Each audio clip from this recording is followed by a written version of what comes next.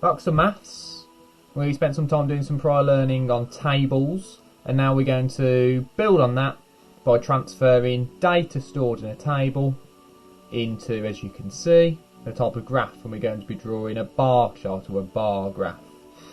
Now, I've already got the first key element. I've got my axes. I've got my X that goes across and my Y that goes up. X, Y, walk before you fly. So the next thing I need, I'm looking at my data, is I need to put some appropriate labels on and some scales. Now, my bar chart has to start from 0. They don't always, but for most parts they will do.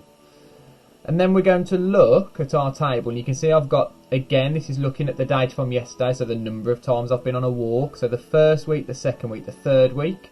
That's not the data we're going to represent up the side. That's going to form the basis of our individual bars. The data going up the side is, of course, then going to be the frequency. So it's the amount of times I've been on a walk. So 6, 10 and 5.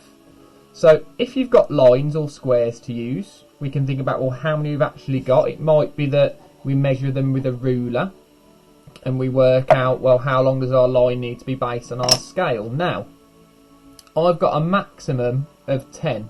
So it could be that I have, for each point, or for each kind of mark I've got, or mark you make, it could just be 1.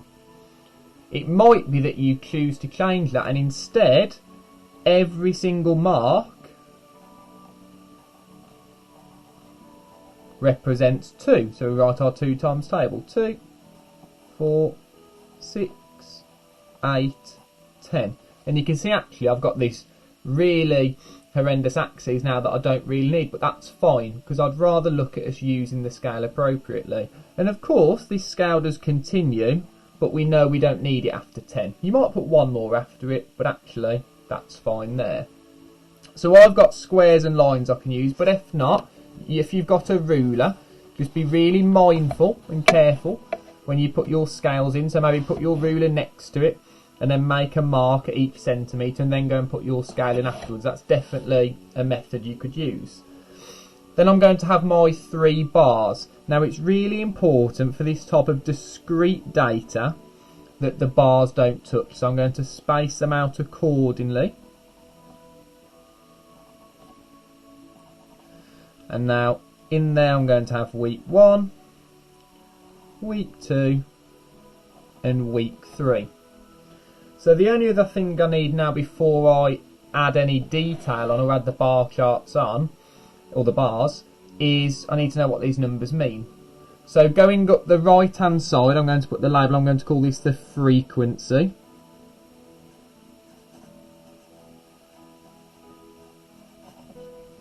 And across the bottom it's our number of weeks.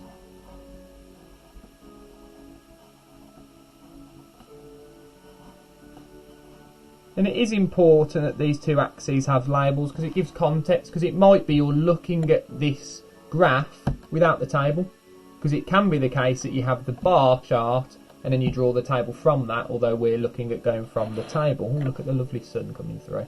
So for the first one it's nice and easy because 6 is in the 2 times table, so I'm going to go up and mark where 6. So I'm just going to put a little dot and I'm going to use a ruler and I'm going to draw my first bar. And it might be that you colour them in or shade them in afterwards to make them stand out. Now notice how I'm going to make each of them the same width as well. That's really important. My next one's 10, so I'm going to follow this up. I could follow the centre at any point, put a little mark, and then with my ruler I'm going to go up to 10. And again, shade it in, just makes it stand out a little bit more if you've got colours. And again, I'm maintaining those gaps in between, so it's not continuous data, it's discrete, so it means they're separate. And then finally, I've got week 3, which is a problem, isn't it? Because 5 isn't in the 2 times table. 5 is going to fall in between 4 and 6.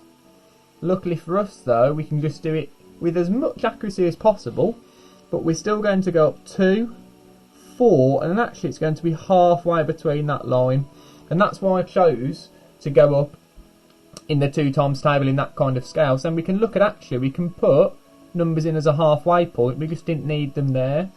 And now it just means that if you're dealing with tables with a greater frequency in future, you can use an appropriate scale. It might be your 4 times table, it might even be your 5 or your 10 times table if you're dealing with really big numbers.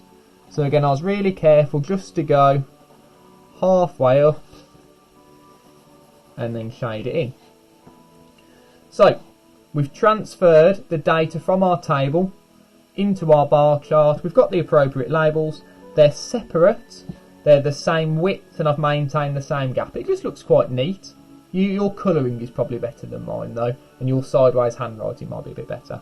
The only thing it's missing, it's really important, all tables have this and all bar charts, is a title, because otherwise it doesn't really explain what this graph's doing. It's got some frequency and some number of weeks, but we don't really know what. So we'll put a title at the top, a graph to show the number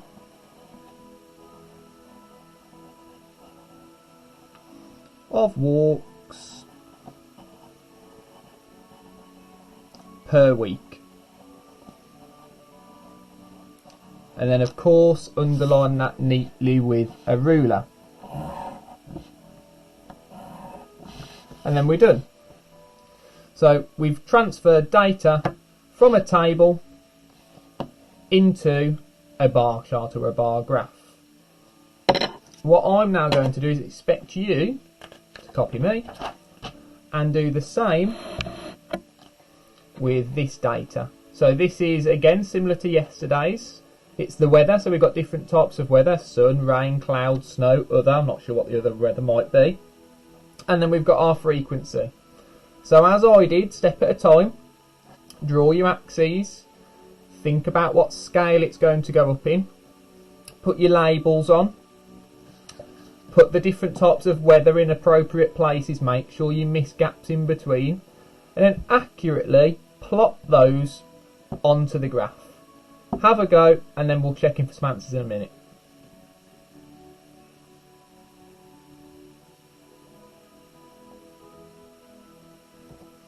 Okay, hopefully you had a go at that. The sun's pushing me off my desk a little bit, but hopefully you can still see. I'm going to do as you may have, should have. I'm going to draw my axes first. Hopefully I've got enough room. And I'm going to put my 0 in, because I know my scale is going to start from 0, and it's really important it does, especially because I'm looking at my data already. I can see, well, I've got a 0 there. Looking at my numbers, I've got some even numbers, I've got some odd numbers, I've got a mix. But I don't want to go all the way up, going 1, 2, 3, 4. I don't want it incrementally. So instead, I am going to go with, as previous, the 2 times table. You might have chosen to do something different. That's absolutely fine. 2, 4, 6, 8, 10. And that's where we stopped last time. But that'd be no good to us because we've got 15. 12, 14, 16, and I will do one above. 18. There we go. And of course I don't need this. I could come back and rub it out later and make it nice and neat. And now I've got to fit on 1, 2, 3, 4, 5 different boxes. So I might make them a little bit smaller just so I can guarantee I'm going to fit them all on. There's 2, 3, 4, and 5. And I'm going to label them in the same order as well. Of course you could change the order, but just keep things simple.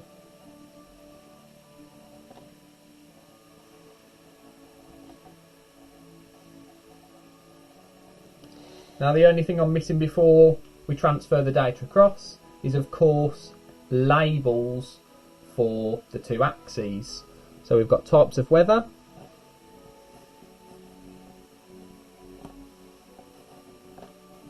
and hopefully you used appropriate labels.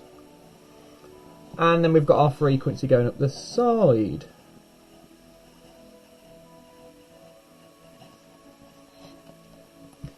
So now we can go and plot these accurately. So sun is 7, so I'm going to go up to 6, but it's got to be in between.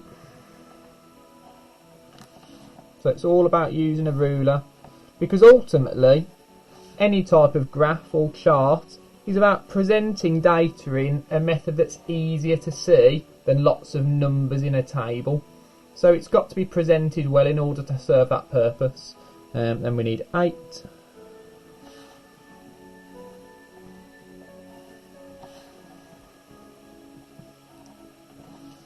Again, it'd be lovely to see some bar charts with some colour.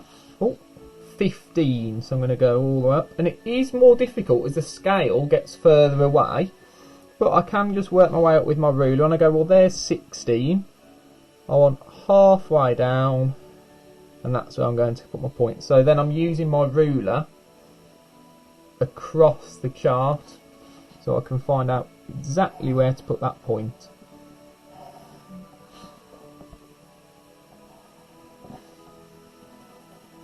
You can see my shading gets much better as we go on. Snow, did that trick you? Did you draw anything? Did you draw a tiny little thing? Or maybe that would have represented 1. So actually, if there's nothing there, there's nothing to draw. And then other is 2. It's a nice small one to finish with. Shade it all in. And then the final thing after we've done our data is we need to give this an appropriate title. So I always like to start mine in the same way. A graph to show.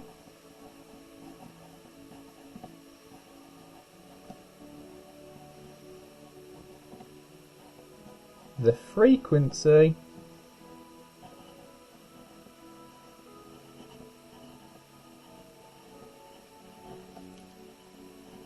of weather. And that's it. We could add in the UK, and that's what I was going to, but actually doesn't specify that. Could be anywhere. So a graph to show the frequency of weather. So now these are almost a mirror image. They represent exactly the same thing. Hopefully you agree this is a nicer one to see, especially if we've got really big tables. Then the standout ones are clearly kind of the biggest, the smallest, the non-existent. It's a nice way of presenting data.